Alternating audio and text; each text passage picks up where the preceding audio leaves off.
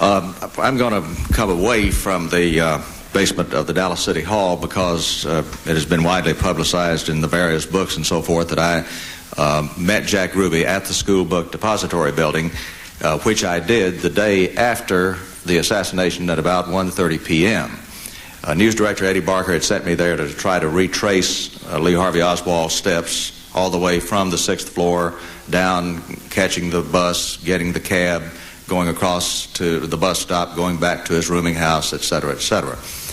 And in that procedure, I had parked the KRLD News station wagon, which of course had KRLD News on the side of it, catacornered on what is, I guess, Houston Street, but then was not open from Elm on back north, I suppose.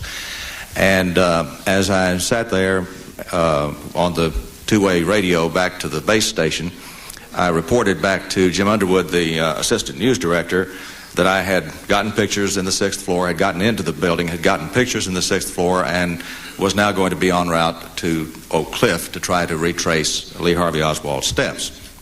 And as I did, I saw a figure out of the corner of my eye running from back where the railroad tower is behind the School Book Depository Building, back from that direction. I remember later thinking why he was back there instead of in front of the building where most of the crowd was. And he knocked on the mirror, and on the window, and I lowered the window, and it was Jack Ruby. And he was excitable, always was excitable, but he was especially excitable at this time. He said, "Oh, isn't this a terrible thing that's happened?" And I agreed with him, and I told him during the course of about an 8 or 10 minute conversation that the previous day following the assassination, I had taken pictures of the Western saddles which the city of Dallas was going to give to the Kennedys to take to Caroline and John. And when I did, tears visibly came to his eyes. And for that reason, I was called as a witness in the Ruby trial, both for the defense on one occasion and for the prosecution on another occasion. It was immediately reported that after I had reported to KRLD that I had, let me go forward. After Ruby had shot Oswald, I then gave a report to KRLD that I had seen Ruby at the School Book Depository Building on Saturday. That's Friday, the day of the assassination. This was on Saturday, and then Sunday was the day that Ruby shot Oswald.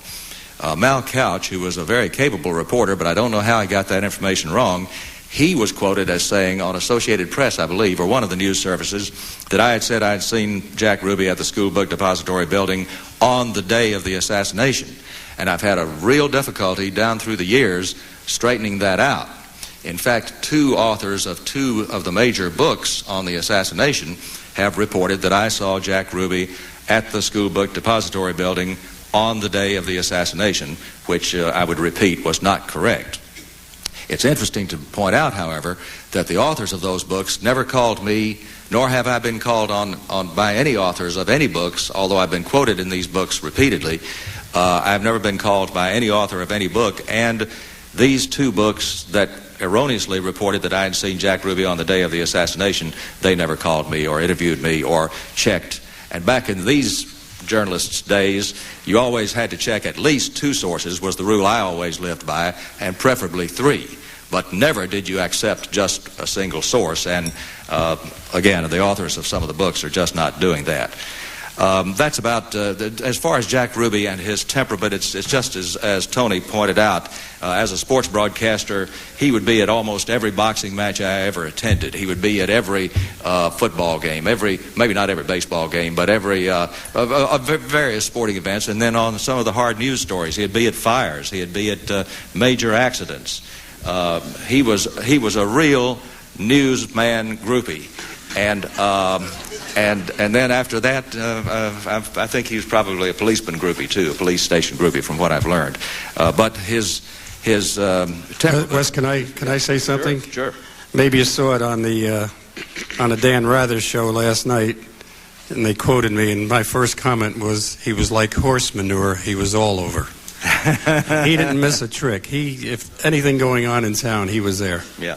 Just one more thing on the security in the Dallas City Hall.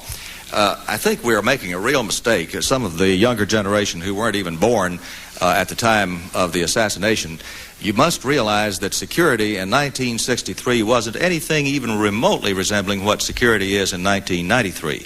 If I wanted to go up and see the sports editor of the Dallas Morning News, I simply pushed the button of the elevator and went to the desk of the sports editor. If I wanted to go up to see Tony Zoppi, I just went up in the elevator and saw Tony Zoppi at his desk. Now you have to sign in, you sign out, you get a badge, and so forth, and you do the same thing at most government buildings today. You've got to remember, when you think of this lack of security in the Dallas City Hall, which was also the jail, of course, where Oswald was taken first, you've got to remember that security then was not what security is today, and it's got to be taken in that context. Thank you.